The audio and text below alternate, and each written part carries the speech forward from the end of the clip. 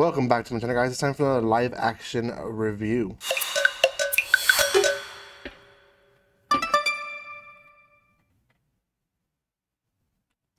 Welcome once again. It's been a while since I've done a live action, to be honest, and I'm not really sure if there's been a video release or not lately, but it could be a while since I've done live action here on my channel. I don't know what I'm posting anymore at this point because I'm trying to record ahead. But I think it has been a while. This is going to be on Alice in Borderland season 1. I finished this a month ago. I'm going to be completely honest. I completely forgot to do a review on it. And when I was about to start season 2, I was like, whoa, I haven't even reviewed it. So I don't want to jump into season 2 yet until I review this one, so I can get my first impressions on season 2. So before anything, guys, if you haven't done so by now, make sure you subscribe to my channel. It is not a live action channel. I do mainly manga, light novels, and anime, but I have jumped into the live action scenery just because there's a lot of series that are connected to mangas or light novels. Like this one connects to a manga that was released quite a bit ago, actually. I believe it was in the 90s that this one came out. I could be wrong, but I'm pretty sure this is from the 90s. So anyways, guys, it is a great series, and if you haven't checked it out, go check it out. I believe that you will find benefit in this series. So and if you haven't seen anything that you like so far, you guys can check out my channel. There's more stuff there. That way you guys can check out more of anime related content. Okay, so I have the information here. The manga itself actually came out in 2010 to 2016 with 18 volumes, and then it had a side story series that aired from 12 to 15. So while the main one was coming out, they were also doing side stories. The original video animation, I guess, which is only 3 episodes, aired in 2014.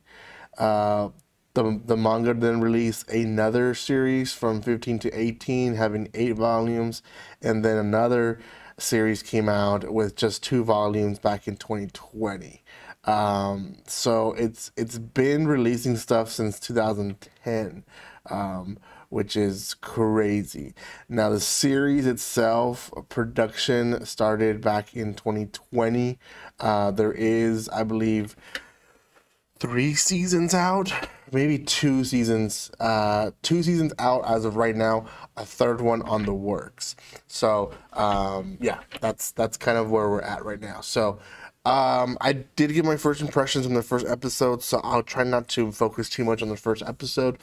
I want to say this series can be cut in half, and you have 2 arcs in this season 1 that are pretty important. First is Arisu and his character development alone with his friends. He has 2 buddies that he's with, and Arisu essentially is game obsessed guy. Like, he's really good with puzzles and all that, and he has 2 friends who they're a little bit more successful. One's in the bar business, and the other one is actually in an office. So they're a little bit more successful than he is, where Adisu is kind of like a bum, to be honest. But they go through different games, and the first maybe 3 episodes,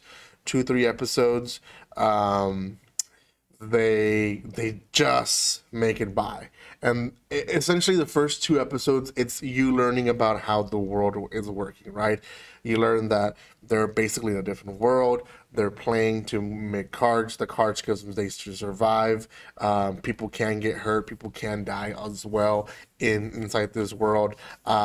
They learn that just because they arrived at that time doesn't mean that other people arrived at the same time. There's people that have been there longer than they have, so they have a lot more experience, and there's people who just arrive as well. So, and then there's games that they some games are little bit more intense than others. Like there's the first one is like rooms go into flames and they have to guess which room they have to go through. Whereas there's another one where they're being chased by a tiger literally through like a subway section.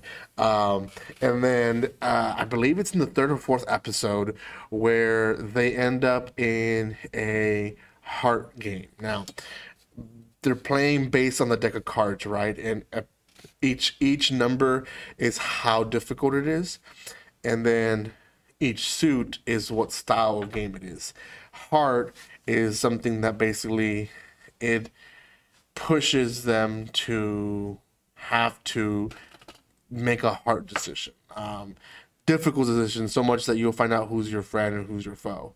And this is where Arisu loses his two friends. They both give up their lives so that Arisu survives. And I want to explain the games in detail because I don't want to give away how the games ended up. But essentially, it was kind of like capture the mouse type of game, and Arisu ended up being the one that survived, and everyone else died. So yeah, it was a very emotional scene, to be honest, but it was what it was. Now, through his adventures with his friends, he did find this girl, Usagi, and they eventually team up again, and Usagi and Arisu become partners, and they become essentially the partners, and they're kind of like the main characters now for the series. And comes the second arc of the first season, which is in the beach. The beach is essentially a huge group of people that have joined together under one leadership, and essentially they're gathering all the cards because there's rumors that if you collect all the cards, something special will happen, right? So ends up being that they just made up all the lies, and there's like a lot of like deceit going on, and in the leadership there's a lot of tension going on, and there's another heart game that happens within the beach, and that is just a massacre of people. We do get a lot of new, maybe reoccurring characters that we're gonna see throughout probably season 2 as well. But we do see a lot of characters that we thought were going to be reoccurring, and no. The beach is a intense arc. I really enjoyed it. It really shows how easy power can change people. And yeah, it definitely made people go insane in this arc. So so far I've enjoyed it. I know it's a live action, and some of the drama does come out cheesy, whereas in an anime it wouldn't come out so cheesy. But I think because of what the series is about, it's more of a survival. You kind of have like the Saw series feelings, Chainsaw Massacre. Not really where there's a killer, but well, sometimes there is. But kind of that survival aspect of it, it fits so well in a live action. There's not too many supernatural things going on, although the ending kind of was a little bit supernatural, but there's not a lot of supernatural going on where, with Dragon Ball and One Piece and all that. Those are difficult things to portray in a live action. This one, not so much. The story itself is a survival series. I think it's a good series. Go check it out. It is on Netflix. There's 2 seasons. Believe it totals up to about 16 episodes.